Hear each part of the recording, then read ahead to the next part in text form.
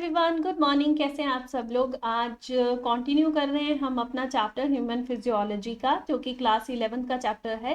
Chemical control and coordination कर रहे थे हम, एंडोक्राइन ग्लैंड्स के बारे में पढ़ रहे थे और उनके एमसीक्यूज को रिवाइज कर रहे थे। तो चलिए स्टार्ट करते हैं हमारा वीडियो, जो कि क्वेश्चन नंबर 31 से स्टार्ट होगा। आज ऑलरेडी 30 क्वेश्चन हम कर चुके हैं। आप वीडियो चैनल पे जाके देख सकते हैं and please subscribe the channel science side. तो let's start the video with the question number 31 और हमारे पास आज का क्वेश्चन है, what is the correct statement about the hormones. Hormone से रिलेटेड जो भी इंफॉर्मेशन आपको पता है वो यहाँ पे नीचे लिखी है। अब इसमें से आपको कौन सी स्टेटमेंट सही लग रही है। तो फर्स्ट स्टेटमेंट है कि hormones are the non nutrient chemical. बिल्कुल सही बात है, ये न्यूट्रिएंट की तरह नहीं है, ये नॉन न्यूट्रिएंट केमिकल्स की तरह है हॉर्मोन्स। और hormones act as intercellular messenger.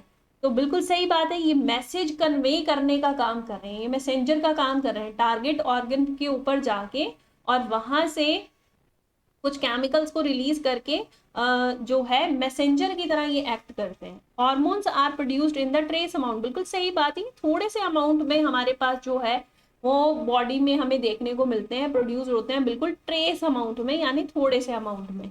Hormones में भी प्रोटीन, वो प्रोटीन भी हो सकते हैं, प्रोटीन यानी वाटर सॉल्युबल, स्टीरॉयड भी हो सकते हैं यानी लिपिड सॉल्युबल, बिल्कुल ठीक, ग्लाइकोप्रोटीन भी हो सकते हैं और बायोजेनिक अमीन्स भी हो सकते हैं। ठीक है, हमने डिफरेंट क्लासिफिकेशंस पढ़ी थी ना हॉर्मोन्स की, वाटर सॉल्युबल, लिपिड सॉल्युबल, तो वहां हमने ये सब इन सब को देखा था। तो ये सारी स्टेटमेंट मुझे सही लग रही हैं। एक तो हार्मोन नॉन न्यूट्रिटिव होते हैं, न्यूट्रिएंट्स वाला कोई कंसेप्ट इनके साथ लिंक्ड नहीं है, मैसेंजर की तरह एक्ट करते हैं, ट्रेस अमाउंट में हमारी बॉडी में प्रोड्यूस होते हैं, प्रोटीन भी हो सकते हैं, स्टीरॉयड भी हो सकते हैं, बायोजेनिक भी हो सकते हैं। तो मुझे सारी स्टेटमेंट सही लग रही है, तो यहाँ पे option number A is the correct answer. Okay बच्चे, नेक्स्ट क्वेश्चन है हमारे पास 32, what does anterior lobe of pituitary gland secrete. तो आपको पता है कि हाइपोथैलेमस के बाद हमारे पास आता है पिट्यूटरी के दो पोर्शंस आते हैं हमारे पास इस तरह से।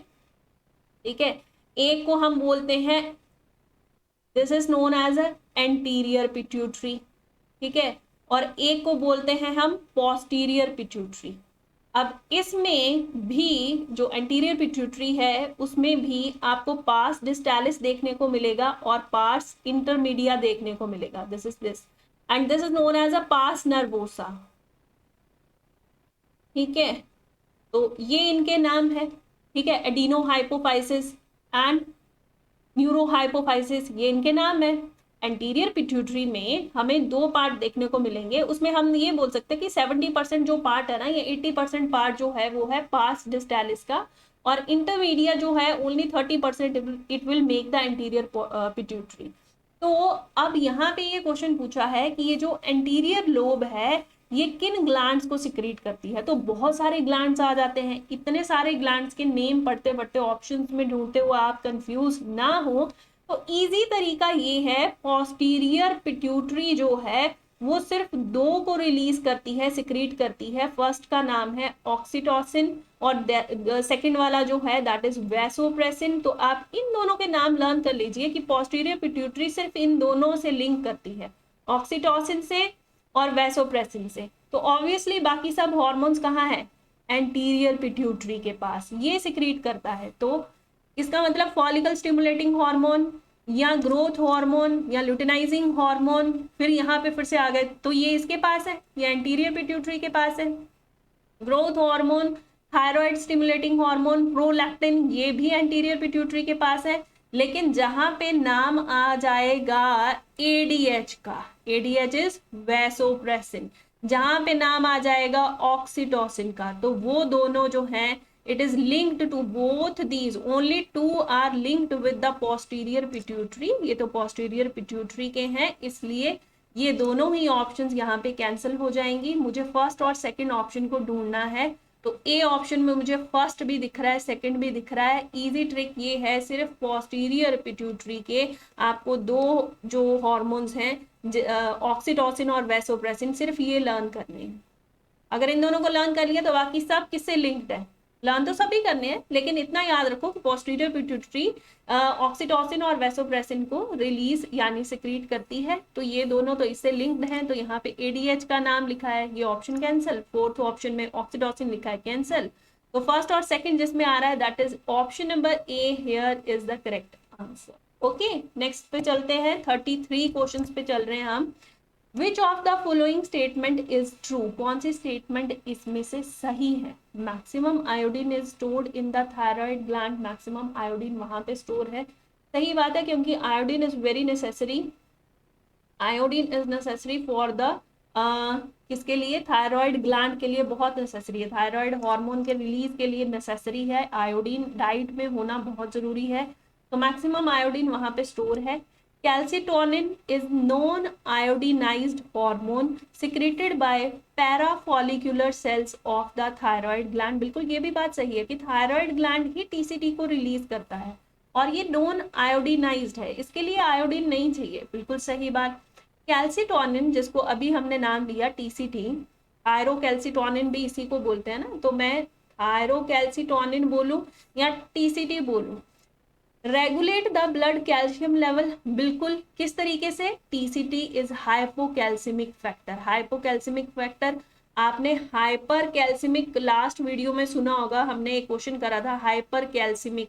हाइपर कैल्सिमिक कौन है भाई, हाइपर कैल्सिमिक मतलब, हाइपर मतलब ज्यादा, क्या ज्यादा, कैल्शियम ज्यादा, कौन करता है कैल्शियम को ज्यादा ब्लड में, पीटीएच, पैराथायरॉयड हार्मोन इंक्रीज करता है कैल्शियम को ब्लड में, कहाँ पे, ब्लड में, फटाफट से इसका काम है, इसने सारी जिम्मेदारी ले ली है कि ब्लड में मुझे कैल्शियम को इंक्रीज करना है, इसलिए हम पीटीएच को हाइपर कैल्सिमिक बोलते हैं।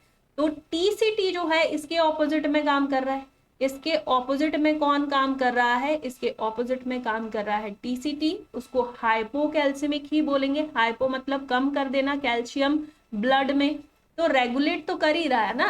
तो इस तरीके से first, second, third and fourth all the options are correct, यहाँ पे ऑल आर करेक्ट है, यानी ऑप्शन ए मेरा सही आंसर है। तो इसलिए हम इस क्वेश्चन के बाद नेक्स्ट पे चलते हैं। जिसको समझ नहीं आया एक बार फिर से बता रही हूँ कि iodine is very necessary for the thyroid gland, ताकि थायराइड हार्मोन रिलीज कर सकें, ठीक है, और कैल्सिटोनिन थायराइड ग्लैंड ही रिलीज करता है, और उसके लिए आयोडीन नहीं चाहिए, कैल्सिटोनिन को अपने काम के लिए आयोडीन नहीं चाहिए। टीसीटी जिसको थायरोकैल्सिटोनिन हम बोलते हैं, वो रेगुलेट करता है ब्लड में कैल्शियम के लेवल को, बिल्कुल सही बात। और किस तरह से वो कैल्शियम का लेवल कंट्रोल कर रहा है, वो कम करता है कैल्शियम ब्लड में, क्योंकि ज्यादा करने का काम तो पीटीएच के पास है, पैराथायरॉयड के पास है। इसका मतलब यहाँ पे भी जो सारी स्टेटमेंट दी हुई हैं वो सब सही हैं, तो ए ऑप्शन मेरा सही है। नेक्स्ट क्वेश्चन पे चलते हैं, दैट इज 34, और 34 क्वेश्चन है हमारे पास। The anterior pituitary does not secrete which of the following hormone. Pituitary, anterior pituitary अभी बताया आपको कि हाइपोथैलेमस से नीचे हमें anterior pituitary and pars, intermedia और पोस्टीरियर पिट्यूटरी देखने को मिलेगा। दिस इज एंटीरियर पिट्यूटरी, ठीक है, ये है आपके पास पोस्टीरियर पिट्यूटरी, ठीक है, this is pars distalis, this is pars intermedia, and what is this, this is pars nervosa, ठीक है, इस तरीके से हम नाम करते हैं, ये नाम हो गए। एंटीरियर पिट्यूटरी किस चीज को सिक्रीट नहीं करता, तो अभी बताया कि पोस्टीरियर पिट्यूटरी के दो लर्न कर लो, आपको ऑक्सीटोसिन लर्न करना है और आपको वेसोप्रेसिन लर्न करना है। वेसोप्रेसिन में एग्जाम्पल क्या बताते हैं आप, एडीएच को बताते हैं ना, एंटी डाईयूरेटिक हार्मोन को ही आप वेसोप्रेसिन बोलते हैं ना, तो इसका मतलब ये दोनों तो पोस्टीरियर पिट्यूटरी कर रहे हैं। तो देख लीजिए कहीं ऑक्सीटोसिन का नाम तो नहीं दे दिया है, क्योंकि यहाँ पे लिखा है does not secrete by anterior pituitary, तो anterior pituitary growth hormone GH को करता है, बिल्कुल सही बात, वो एफएसएच और एलएच को करता है, बिल्कुल सही बात, वो ऑक्सीटोसिन को नहीं करता, तो यहाँ जो नहीं पूछा था दैट इज सी ऑप्शन, बिल्कुल मेरा करेक्ट आंसर है।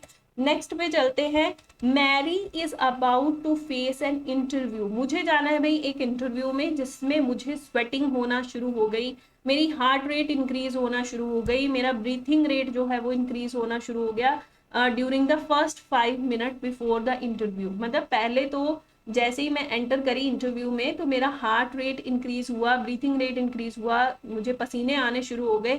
हर restlessness is caused by which hormone, तो ऐसा क्यों होता है? It is because of emergency hormone and that is known as adrenaline and non adrenaline. तो यहाँ पे option number C is the correct answer, जिसको फाइट एंड फ्लाइट हार्मोन जो स्ट्रेस की कंडीशन में हमारे बॉडी में जो है वो काम करना शुरू करता है, एड्रिनल ग्लैंड्स जो हैं वो रिलीज करते हैं, इसको सिक्रीट करते हैं एड्रिनल ग्लैंड्स। ठीक है, तो यहाँ पे वो भी, उसमें कौन सा part, medulla is responsible for the secretion of adrenaline. तो यहाँ पे सी ऑप्शन करेक्ट आंसर है। ये बहुत ही इजी क्वेश्चन था, इसमें कुछ टफ बात नहीं थी। नेक्स्ट क्वेश्चन पे चलते हैं। 36, in our body what steroid regulate water and electrolyte, कौन सा ऐसा स्टीरॉयड हार्मोन है जो रेगुलेट करता है वाटर को और इलेक्ट्रोलाइट, यानी सोडियम का जो बैलेंस है। फॉर एग्जांपल आपने एक्सक्रीशन चैप्टर मेरे साथ एमसीक्यू करे होंगे तो वहां बार बार ये बात आ रही थी कि डीसीटी में सोडियम और वाटर का रीअब्जॉर्प्शन करते हैं हम किसकी हेल्प से, तो रीअब्जॉर्प्शन हम करते हैं एल्डोस्टेरोन की हेल्प से। जिसने इसका नाम अच्छे से उस चैप्टर में याद रखा है उसको पता होगा यहाँ पे आंसर क्या है। तो एल्डोस्टेरोन यहाँ पे सही आंसर है। आपको पता है इंसुलिन तो ग्लूकोज को कंट्रोल करता है ब्लड में, ये यहाँ पे नहीं आना चाहिए था। मेलाटोनिन क्या करता है, स्लीप एंड वेक साइकिल को मेंटेन करता है, पीनियल ग्लैंड इसको रिलीज करते हैं, स्लीप एंड वेक साइकिल के लिए ये रिस्पॉन्सिबल है, तो ये भी नहीं आना था। टेस्टोस्टेरोन तो मेल में सेक्स हार्मोन है, ठीक है, सेकेंडरी सेक्सुअल कैरेक्टर्स डेवलप करने में हेल्प करता है टेस्टोस्टेरोन, ये भी नहीं। ऑब्वियसली वाटर और इलेक्ट्रोलाइट के बारे में पूछा है जी, तो आपको आंसर देना है एल्डोस्टेरोन। वेरी इजी क्वेश्चन, जिनको एक्सक्रीशन चैप्टर अच्छे से पढ़ा है जिन्होंने, उनको पता होगा। ठीक है, यानी किडनी के बारे में जिन्होंने अच्छे से पढ़ा है। चलिए नेक्स्ट क्वेश्चन पे चलते हैं। 37, what is the role of thymosin, thymosin का क्या रोल है?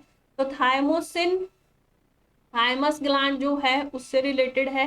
थायमस ग्लैंड रिलीज करता है थायमोसिन को, सिक्रीट करता है थायमोसिन को, और thymosin differentiation of T lymphocyte करता है, यानी formation of WBC, formation of WBC, या आप बोल सकते हैं डिफ्रेंसिएशन ऑफ टी लिम्फोसाइट, या और आप बोल सकते हैं सेल मीडिएटेड इम्यूनिटी जो है, it is provided by immunity is provided by thymus gland। तो thymus gland या थाइमोसिन जो है वो सेल मीडिएटेड इम्यूनिटी देता है। इसके अलावा प्रोडक्शन ऑफ एंटीबॉडीज भी इसकी वजह से होता है, प्रोडक्शन ऑफ एंटीबॉडीज। तो ये सारी चीजें आपको नोट रखनी है जब आप थाइमस ग्लैंड के बारे में पढ़ने हैं।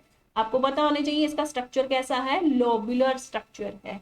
तो यहाँ पे C option is the correct answer. ये सारी बातें आपको याद रखनी है। प्रोडक्शन ऑफ एंटीबॉडीज मतलब ह्यूमोरल इम्यूनिटी भी मेंटेन रखता है थाइमस।